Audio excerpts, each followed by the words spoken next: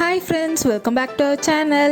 இன்னைக்கு நம்ம விநாயகர் சதுர்த்தி ஸ்பெஷல் மோதகம் எப்படி செய்யறதுன்னு தான் பார்க்க போறோம். இந்த வீடியோ உங்களுக்கு பிடிச்சிருந்துச்சுன்னா லைக் பண்ணுங்க, கமெண்ட் பண்ணுங்க, ஷேர் பண்ணுங்க, சப்ஸ்கிரைப் பண்ணுங்க, கூடவே பெல் பட்டனையும் பிரஸ் பண்ணுங்க.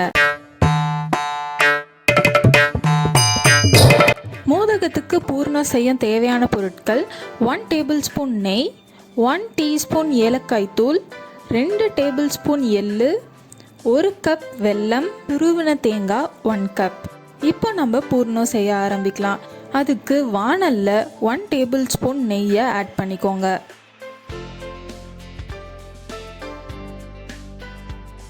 நெய் நல்லா சூடானதுக்கு அப்புறமா அதில் எள்ளு ஆட் பண்ணிக்கலாம்.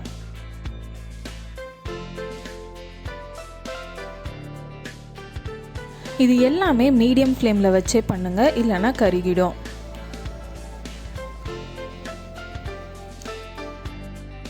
எல்லாம் நல்லா பொரிஞ்சதுக்கு அப்புறமா அந்த 1 கப் தேங்காவையும் ஆட் பண்ணிக்கலாம்.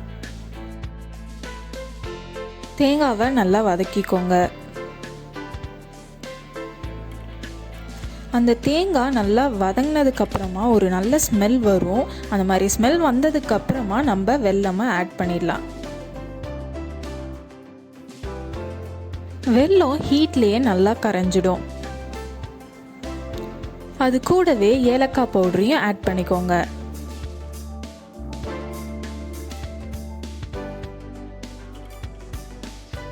அவ்வளோதாங்க, பூர்ணம் ரெடி ஆயிடுச்சு.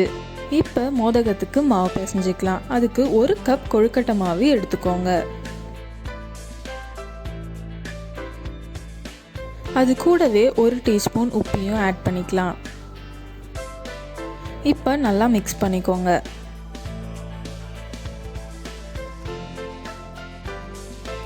இப்போ அதில் 1 கப் சுடு தண்ணியை ஆட் பண்ணிக்கோங்க. சுடு தண்ணி ஆட் பண்ணியிருக்கனால நம்மளால் கையால் பிசைய முடியாது. அதனால் அந்த கரண்டியை வச்சே நல்லா மிக்ஸ் பண்ணி விட்டுருங்க. நம்ம எந்த கப்பில் கொழுக்கட்டை மாவு எடுத்துக்கிட்டோமோ அதே கப்பில் சுடு தண்ணி எடுத்துக்கோங்க. அப்போ தான் அளவு கரெக்டாக இருக்கும்.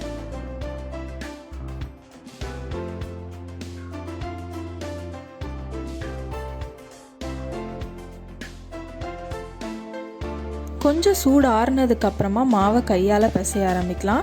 அது வரைக்கும் மாவை தட்டு போட்டு மூடி வச்சுருங்க, இல்லைனா மாவு காஞ்சு போயிடும். கொஞ்சம் சூடு ஆறுனதுக்கு அப்புறமா மாவு எடுத்து பிசைஞ்சு வச்சுக்கலாம்.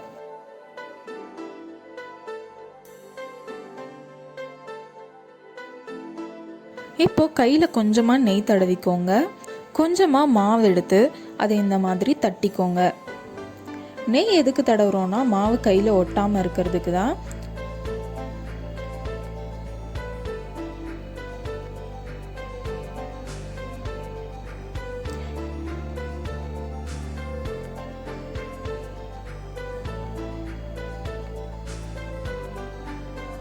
இப்போ நம்ம செஞ்சு வச்சிருந்த பூர்ணத்தை மாவில் வச்சுக்கலாம்.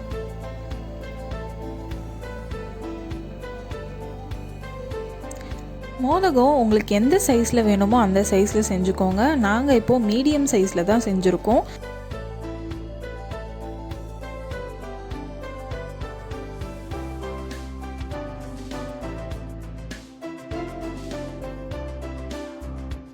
இந்த மாதிரி மேல் பக்கமாக மாவை வச்சு க்ளோஸ் பண்ணிவிடுங்க. எந்த இடத்துலையும் ஓட்டை இல்லாமல் பார்த்துக்கோங்க. ஓட்டை இருந்தால் அப்புறம் வேகும்போது அதில் உள்ளே இருந்து எல்லாமே வெளியே வந்துடும். மோதகம் இந்த ஷேப்பில் தான் இருக்கும். உங்களுக்கு கொழுக்கட்டை மாதிரி வேணும்னா நீங்கள் அந்த மாதிரியும் போட்டுக்கலாம். இப்போது இட்லி தட்டில் கொஞ்சமாக நெய் தடவிக்கோங்க. இதுவே துணி போட்டு அவிக்கிற இட்லி தட்டாக இருந்தால் அதெல்லாம் தேவையில்லை. இது சாதா இட்லி தட்டுன்றனால அதில் நெய் தடவிக்கோங்க. அப்போ தான் ஒட்டாமல் வரும். இப்போது நம்ம செஞ்சு வச்ச மோதகத்தெல்லாம் இட்லி தட்டில் அடுக்கிடலாம். இப்போது இட்லி பானையில் வச்சு மூடி வச்சுருங்க. கரெக்டாக 20 நிமிஷத்தில் மோதகம் நல்லா வெந்துடும். அவ்வளோதாங்க, விநாயகருக்கு ரொம்ப பிடிச்ச மோதகம் ரெடி ஆயிடுச்சு.